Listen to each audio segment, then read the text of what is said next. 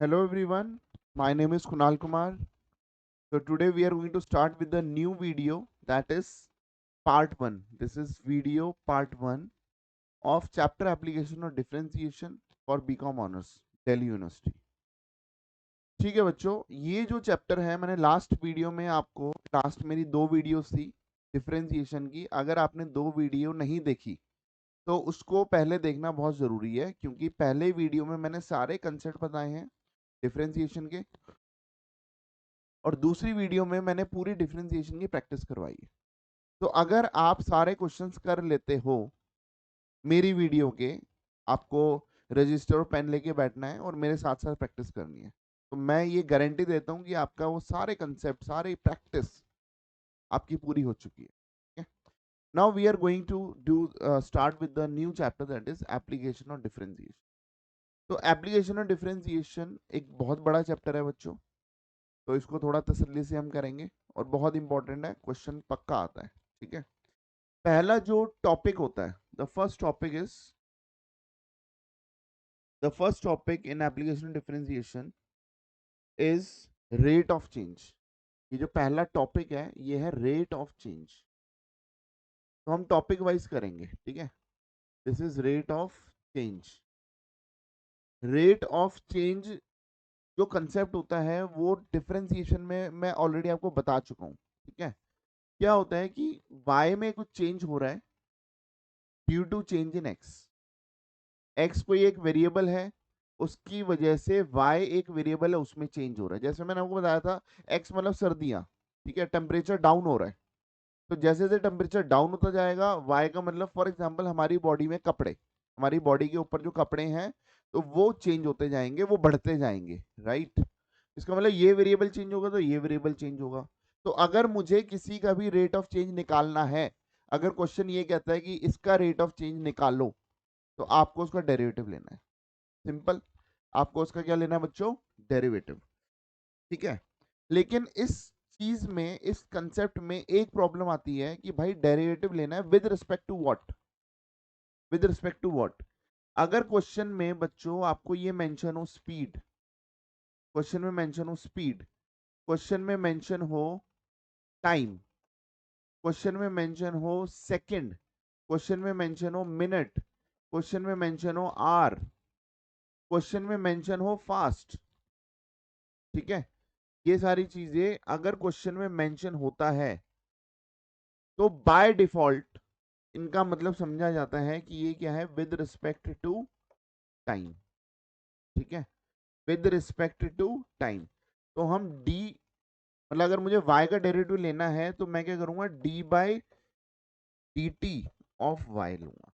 ठीक है, ये विद रिस्पेक्ट टू टाइम है। ठीक है, बाकी इसमें ज़्यादा मतलब छोटा सा कंसेप्ट है तो क्वेश्चन भी बनने की उम्मीद बहुत कम है, बट क्योंकि it is a part of syllabus तो मैं आपको करवाता हूँ इसका क्वेश्चन। ठीक है, तो रेट ऑफ चेंज में एक क्वेश्चन हमारे पास आता है, आपकी बुक में एक ही क्वेश्चन दिया हुआ है, that is find the rate of change. मैं क्वेश्चन भी साथ साथ लिख देता हूँ, find the rate of change, find the rate of change of F X is equal to 2x square minus 12x plus 45। मुझे इसका रेट ऑफ चेंज निकालना है, और क्वेश्चन खुद ही कह रहा है with respect to X, X के रिस्पेक्ट में निकालना है। ठीक है, और फिर उसके बाद कह रहा है evaluate, evaluate the rate when x is equal to 4, evaluate the rate when x is equal to 4। ठीक है, ये एक ही क्वेश्चन है आपका टेक्स्ट बुक में, तो इसको हम सॉल्व करते हैं। भाई एफ एक्स दिया हुआ है 2x square minus 12x plus 45, मुझे एफ डैश एक्स निकालना है। क्यों, क्योंकि सर रेट ऑफ चेंज का मतलब डेरिवेटिव निकालना है। तो ये हो गया 4x माइनस 12, और मुझे इवेल्युएट करना है कि जब x की वैल्यू 4 है, तो भाई ये हो गया 4 into 4 minus 12। 16 minus 12 that is 4। तो ये हो गया एफ डैश एक्स, ये क्या हो गया एफ डैश एक्स, ठीक है। When X is equal to 4, तो मेरे दो आंसर हैं, एक मेरा आंसर ये है और एक मेरा आंसर ये है, ठीक है। तो ये बेटा बीच बीच में ना ये येलो अपने आप ही ले रहा है, ठीक है। तो आप उससे कंफ्यूज मत होना कि मैं कुछ हाईलाइट वगैरह कर रहा हूँ, ठीक है। थोड़ी सी हल्की सी प्रॉब्लम स्टार्ट हो रही है। I hope it is clear, right. चलो, बहुत बड़ा टॉपिक नहीं है, छोटा सा ही टॉपिक है। I am going according to your text book, ठीक है। जेके ठुकराल के सारे कंसेप्ट हम यहाँ पे करेंगे with questions, got it. Next concept आता है इंक्रीजिंग एंड डिक्रीजिंग फंक्शन, ठीक है। The next topic is increasing and decreasing function, ठीक है। ये नेक्स्ट टॉपिक है जिसको हम बोलते हैं इंक्रीजिंग एंड डिक्रीजिंग फंक्शन, ठीक है। इसका मतलब क्या होता है, इसका मतलब क्या होता है, वो मतलब मैं आपको पहले समझाता हूँ, ठीक है। जैसे ये कोई ग्राफ है, ठीक है, जैसे ये कोई ग्राफ है, ऐसे ये ग्राफ है, ठीक है। अब यहाँ पे मैं लेके, मुझे ये बताओ कि यहाँ से यहाँ तक जो मेरा फंक्शन है वो क्या कर रहा है, इंक्रीज कर रहा है, ठीक है। बस ये इंक्रीजिंग फंक्शन हो गया। यहाँ से यहाँ तक मेरा जो ग्राफ है वो क्या कर रहा है, नीचे आ रहा है, डिक्रीज।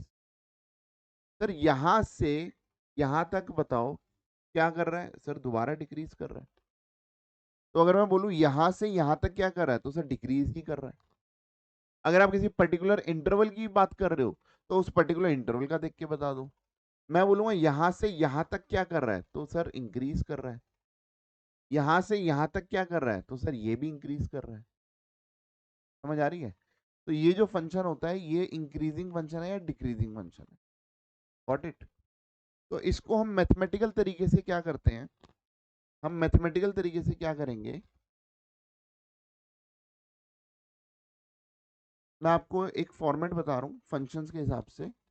सबसे पहले हमारे पास होता है एफ एक्स, क्या होता है एफ एक्स। फिर हम निकालते हैं एफ डैश एक्स, फिर एफ डैश एक्स की हम निकालते हैं मोस्ट रिफाइंड फॉर्म, ठीक है। ये पॉइंट्स हैं, आप इसको लिख लेना ढंग से। भाई लिखना तो सब कुछ ही है जो जो मैं लिखवा रहा हूँ, राइट। तो एफ एक्स होता है, फिर एफ डैश एक्स होता है, फिर एफ डैश एक्स की मोस्ट रिफाइंड फॉर्म निकालते हैं। ये वर्ड बच्चों बुक में कहीं नहीं दिया हुआ, ये मेरा ही अपना ऐसे तकिया कलाम बनाया हुआ मैंने। M R F most refined form, ठीक है। फिर लिखते हैं put F dash X is equal to 0, क्या लिखते हैं, put F dash X is equal to 0। इससे एक्स की वैल्यू आएगी, इससे एक्स की वैल्यू आएगी, फॉर एग्जाम्पल एक्स की वैल्यू आई 2 और 5, ठीक है। फिर हम एक नंबर लाइन बनाते हैं, क्या बनाते हैं बच्चों, एक नंबर लाइन बनाते हैं, ठीक है। वो नंबर लाइन में हम इधर माइनस इन्फिनिटी और इधर इन्फिनिटी आता है, और जो दो आंसर आए या तीन आंसर आए या एक आंसर आया उसको नंबर लाइन में अपने अकॉर्डिंग डाल दिया। इधर 5 नहीं लिख सकते क्योंकि नंबर लाइन के सिस्टम में सबसे पहले छोटा आता है फिर उसके बाद बड़ा नंबर आता है। कई बार बच्चे जल्दबाजी में इधर 5 लिख इधर 2 लिख, सब गलत हो जाएगा, ठीक है। फिर उसके बाद हमारे पास हम बनाते हैं अपनी टेबल। इधर लिखेंगे इंटरवल, इधर लिखेंगे sign of F dash X, sign of F dash X. इधर आता है nature of F X, nature of F x.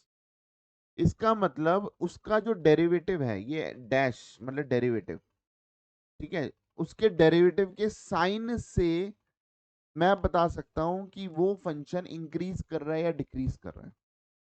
जो भी मेरा डेरिवेटिव होगा उसका साइन अगर वो पॉजिटिव है तो वो इंक्रीज हो जाएगा, ठीक है। सपोज मेरा इंटरवल आया माइनस इन्फिनिटी से 2, ठीक है। इंटरवल ऐसे ओपन ब्रैकेट में बनाते हैं, 2 से 5 तक, 5 से इन्फिनिटी तक, ये तीन इंटरवल आए, ठीक है। मेरा कोई भी जो फंक्शन था, मैं तो एक एग्जांपल दे रहा हूं, तो मैंने अभी कोई फंक्शन लिखा नहीं है। मेरे एग्जांपल में अगर इसका साइन फाइनली पॉजिटिव आता है तो मैं बोलूंगा भाई ये स्ट्रिक्टली इंक्रीजिंग है। और अगर मेरे साइन में नेगेटिव आता है तो मैं बोलूंगा स्ट्रिक्टली डिक्रीजिंग है। ठीक है, बोलो बात समझ आ रही है या नहीं आ रही? तो हमारा जो डेरिवेटिव है उसका साइन हमें बताएगा कि भाई ये फंक्शन इंक्रीजिंग है या डिक्रीजिंग है। ठीक है, पॉजिटिव नेगेटिव। अगर ये पॉजिटिव है तो मैं इधर लिख दूंगा इंक्रीजिंग फंक्शन। ठीक है, इज दैट क्लियर? चलो, ये आपका कंसेप्ट है। सर मोस्ट डिफाइंड फॉर्म का मतलब तो समझाया नहीं। अरे भाई, मोस्ट डिफाइंड फॉर्म का मतलब है, सपोज आपका एफ डैश एक्स आया फॉर एग्जांपल 2x² - 4, राइट? तो इसको ऐसे मत छोड़ना, मैं ये बोल रहा हूँ इसको कॉमन ले सकते हो तो कॉमन ले लो। ठीक है, बस यही कह रहा हूँ मैं। अगर कोई फॉर्मूला बन सकता है, फॉर एग्जांपल अगर आपका डेरिवेटिव आ रहा है x² - 4, तो भाई इसको हम x - 2 इंटू एक्स प्लस 2 भी लिख सकते हैं।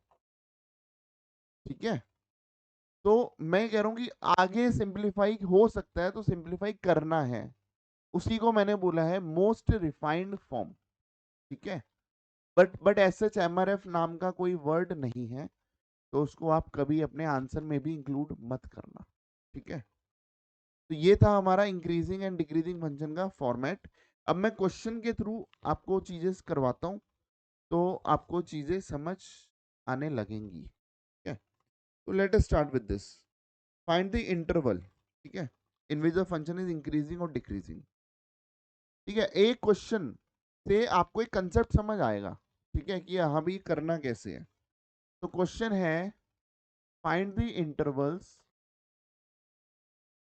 फाइंड द इंटरवल्स इन विच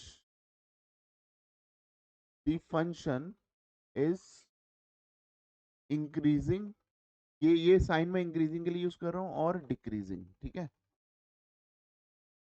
अच्छा फंक्शन क्या दिया हुआ है भाई? फंक्शन दिया हुआ है F X is equal to 2x³ -9x² +12। 2x³ +9x² +12x है ये। ठीक है, इस फंक्शन के इंटरवल बताने हैं कि भाई किस इंटरवल में ये इंक्रीज कर रहा है, किस इंटरवल में डिक्रीज कर रहा है। ठीक है, तो मैंने आपको क्या बोला था कि भाई सबसे पहले एफ एक्स लिख दो। तो सर एफ एक्स तो यही लिखा हुआ है 2x³ -9x² +12x। ठीक है, ये मैंने एफ एक्स ही तो लिखा है, तो ये क्या लिखा था 2x³।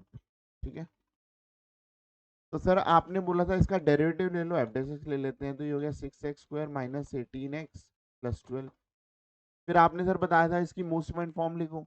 अरे भाई मोस्ट डिफाइंड फॉर्म लिखेंगे क्योंकि कॉमन तो दिख रहा है मुझे, ये हो गया 3x + 2।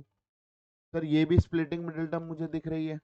ठीक है, अब बच्चों अगर आपको स्प्लिटिंग मिडिल टर्म नहीं आती, ठीक है, तो अभी मैं स्प्लिटिंग मिडिल टर्म नहीं सिखाने वाला, या चलो सिखा देता हूँ। ठीक है, जिनको आती होगी उनको थोड़ा सा बोरिंग लगने लग जाएगा, बट मैं कोई भी कंसेप्ट को छोड़ना नहीं चाह रहा। तो ये हो गया x² -3x + 2। ठीक है, इसका जो कोफिशिएंट है ये 1 है। ठीक है, इसका जो कोफिशिएंट है वो क्या है, 1।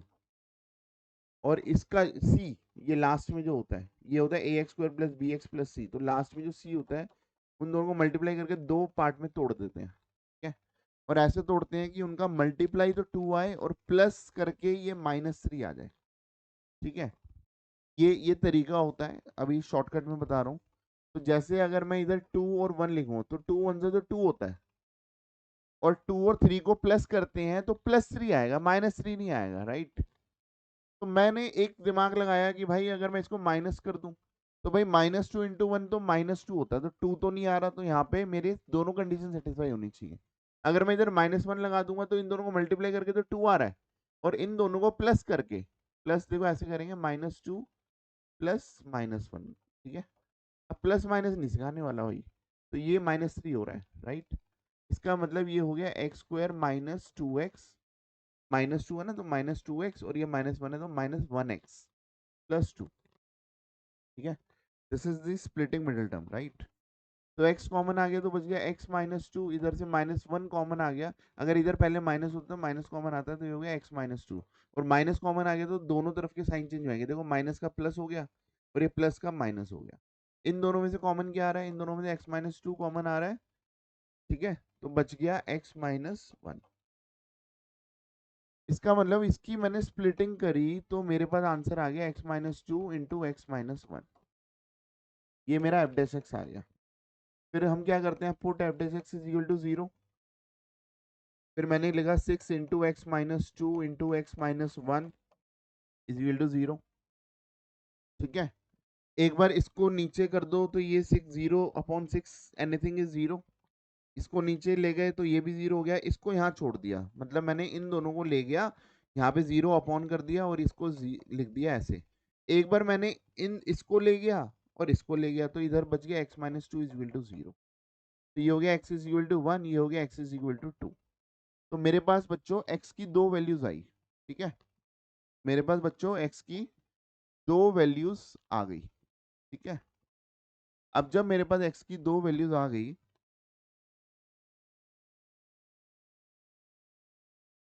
ठीक है, तो क्या करना है, तो मैं इसको यहाँ पे, ओहो, मेरे पास एक्स की दो वैल्यूज आ गई तो मैं नंबर लाइन बनाऊंगा, ठीक है। नंबर लाइन बनेगी माइनस इन्फिनिटी से इन्फिनिटी, ठीक है। नंबर लाइन बनेगी माइनस इन्फिनिटी से इन्फिनिटी।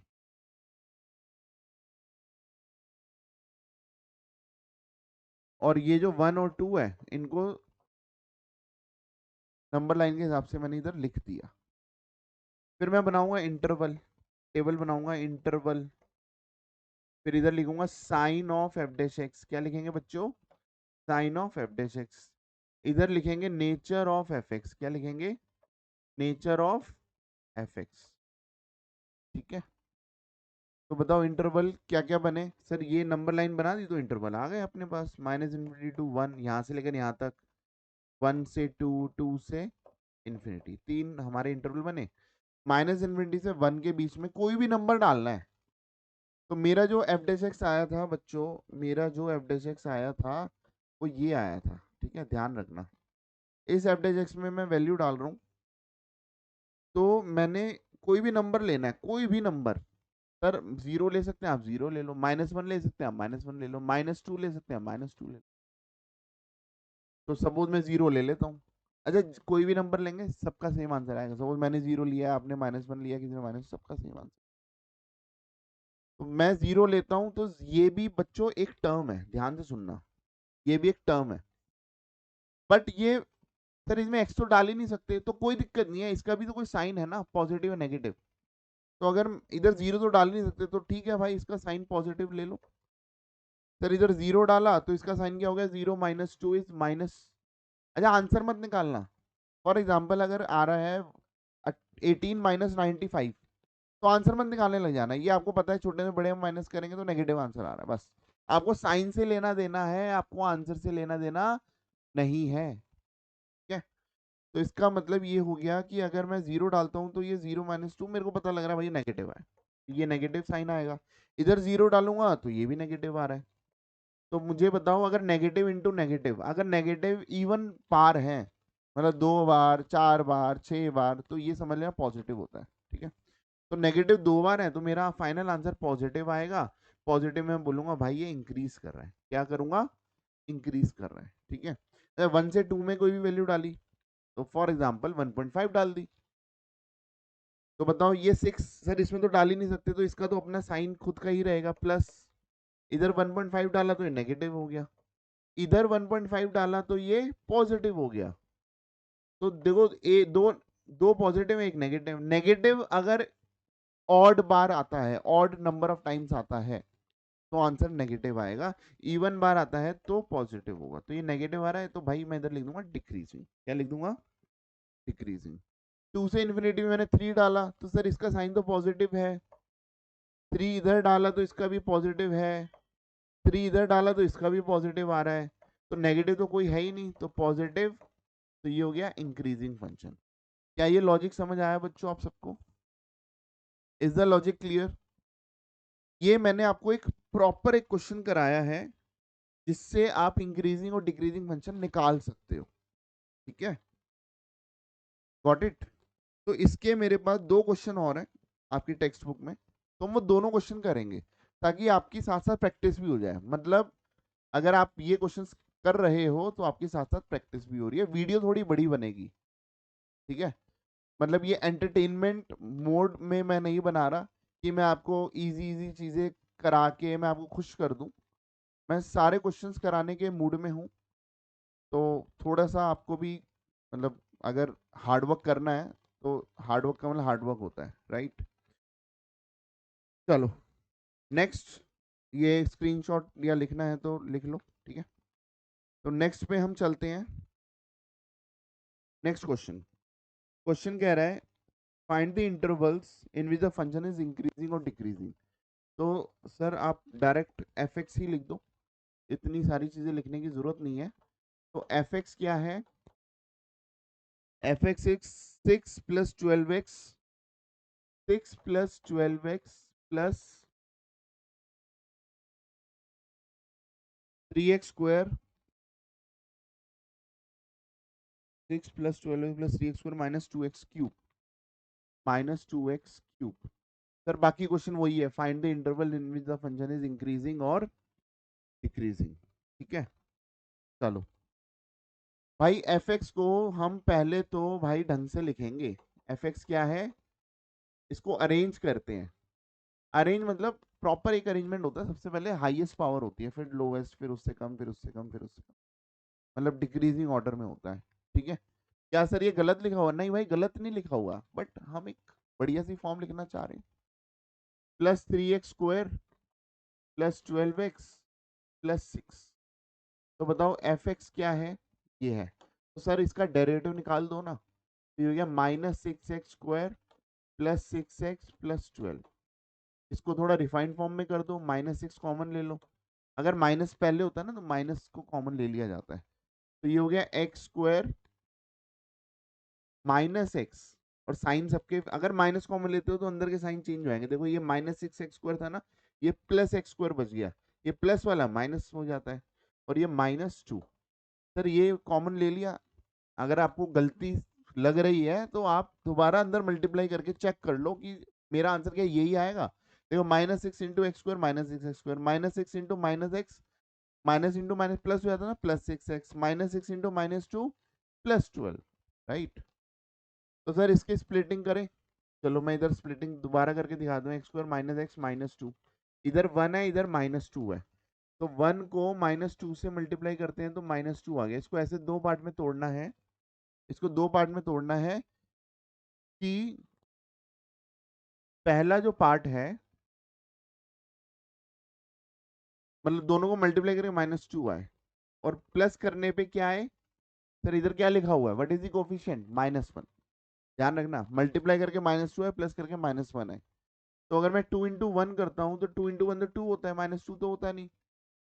तो मेरे को माइनस चाहिए, तो भाई इधर माइनस लगा दो, बड़े में माइनस लगा दो। अगर माइनस चाहिए, अगर ये प्लस चाहिए होता ना तो मैं छोटे में लगा दो। अब मल्टीप्लाई करके -2 आ रहा है, दोनों को प्लस करूंगा तो -1 आ रहा है। तो ये मैंने स्प्लिटिंग मिडिल टर्म कर दी, x² -2x -1x, 1x 1 लिखने की जरूरत नहीं होती। x कॉमन आ गया तो बच गया x -2, और इसमें से माइनस अगर पहले होता है तो -1 कॉमन आ गया तो बच गया x +2।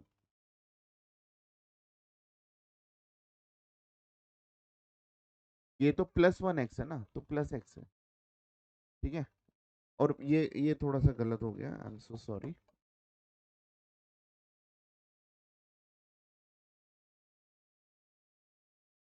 तो ये हो गया +1 कॉमन ले लो तो बच गया x -2।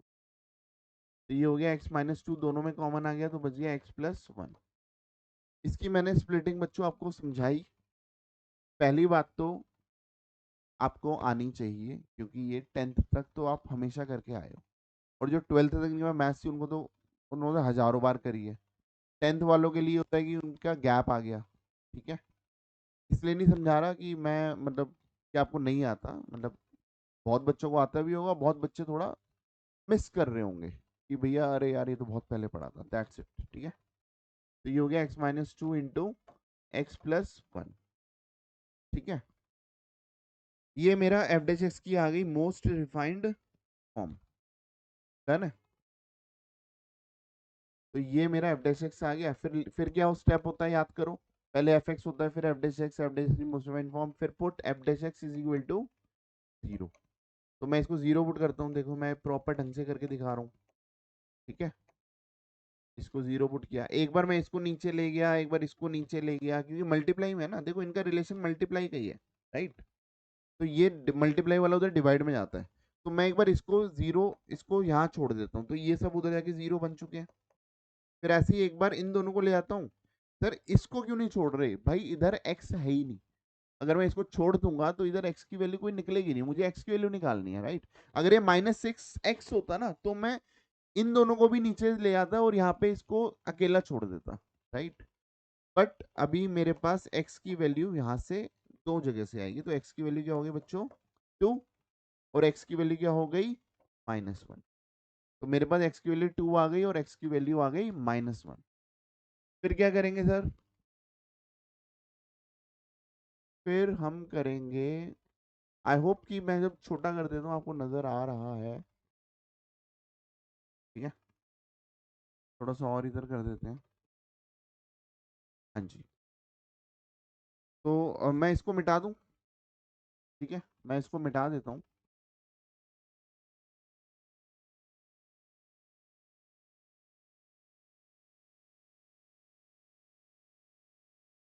अब क्या करेंगे बच्चों, अब हम करेंगे इंटरवल बनाएंगे। इंटरवल है माइनस, ये बना के दिखाना है भाई, ये आपके आंसर का पार्ट है। -1 इधर है, 2 इधर है, ठीक है। तो अगर मैं इंटरवल बनाऊं, इंटरवल इधर आएगा sign of F dash X, इधर आएगा nature of F X, nature of F X, ध्यान रखना। इधर एफ डैश एक्स है और इधर नेचर ऑफ एफ एक्स है, क्योंकि एफ डैश एक्स का साइन बताएगा कि एफ एक्स का नेचर क्या है, इंक्रीज कर रहा है या डिक्रीज कर रहा है, ठीक है।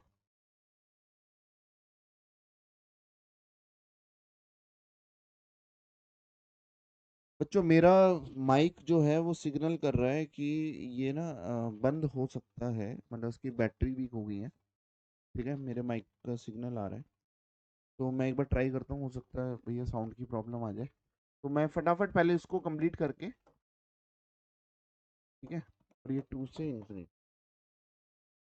साइन ऑफ एफ क्या है,